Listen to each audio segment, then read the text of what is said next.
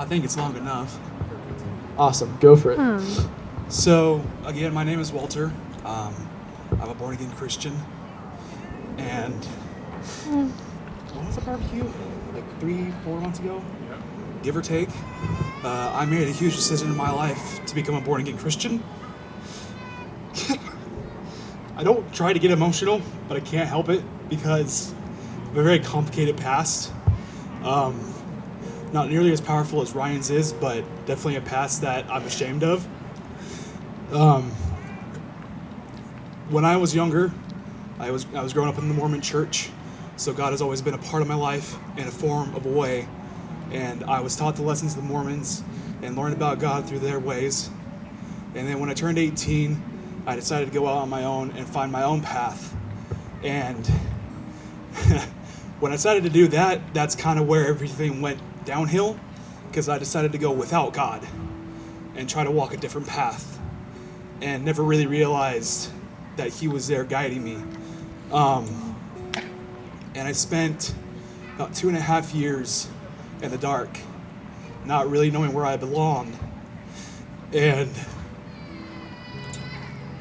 the mistakes that I made, eventually I learned that lesson in a very powerful way when I started dating my beautiful girlfriend, Cheyenne.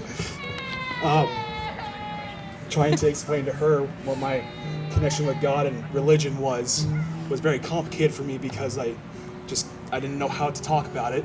And so she and her family invited me to come with them on Easter Sunday when Ryan did the first in-person meeting.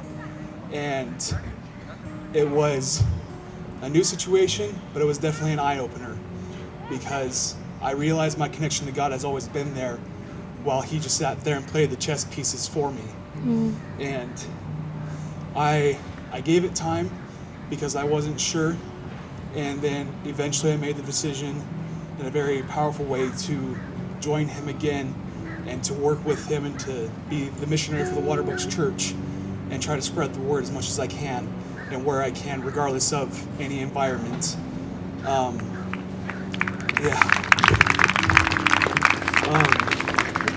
If any of you come talk to me, you'll notice on my fingers I got tattoos, and they're Norse tattoos. At the time, that was a part of the religion that I was following, and that's what they used to be for me. And so I have people ask me questions about it, and I always refer to 1 Samuel chapter 16, verse 7, that God does not see man as man sees man. He sees them on the inside in their heart, and not their appearance or the outward appearance. And I've always told my friends that no matter what you do to yourself, whether you have scars, tattoos, you're balding, or if you're losing your teeth, God doesn't see it. He sees you for who you are on the inside, and that God will accept you no matter what. And all you have to do is take the first step and take that leap of faith. And you'll find out that the connection that you take as you take that leap grows stronger every single day. And you find that yourself, just like I am, that every time something goes wrong or something happens that you weren't intending, you found yourself on your knees praying to God that He'll walk you through it and He'll find the right path for you to take no matter what it is, even if you're expecting it or you're not.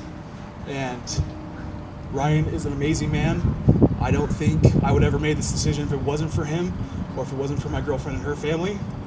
If you didn't see it, her dad walked up to me and I started crying because I promised him that I would be better. I promised her that I'd be better. And here I am today, making that outward appearance, showing my commitment to God by being baptized again. And I am excited. And I'm excited to show you all what this means to me as I break down crying again. And I thank you all for coming out here. If you are thinking about making that decision and you want someone to talk to, you have Ryan, you have me, you have Mike here, you have everybody here today who's more than willing to talk to you and more than willing to teach His message. So I thank you again for coming today on this beautiful Sunday, and I'm happy to see all your faces.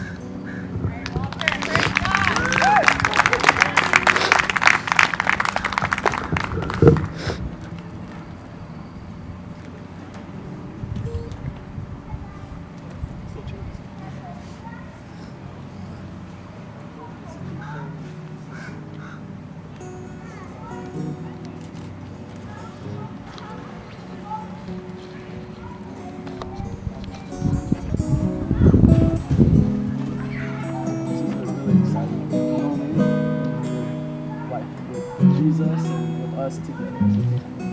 And so we'll pray.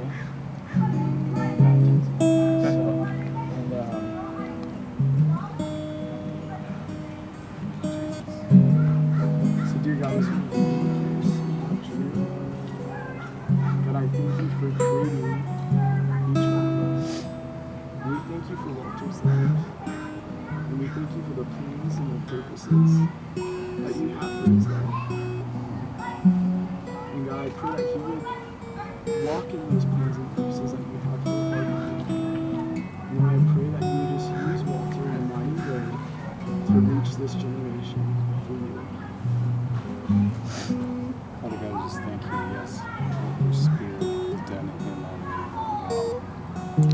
And just the fact that he's willing to commit here in front of so many people to declare you as his Lord and Savior. Father, that he's putting us as a commitment with him to follow after you. Father, I and those here commit to help him, to walk alongside him, to just direct him towards you. Just thank you that as the days go by, that he would just draw closer to you and not further, Lord God. That he would understand your calling on his life, that you would just direct his paths, just lamp at his feet, Lord God, that he'd see that next stepping stone each and every day of his life, Lord God. Thank you for your Spirit with you. In Jesus' name. So let's get a little bit closer. So we don't want to knock you out. So let's get a little bit closer here.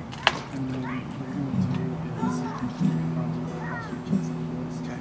Sometimes when people get baptized, so I don't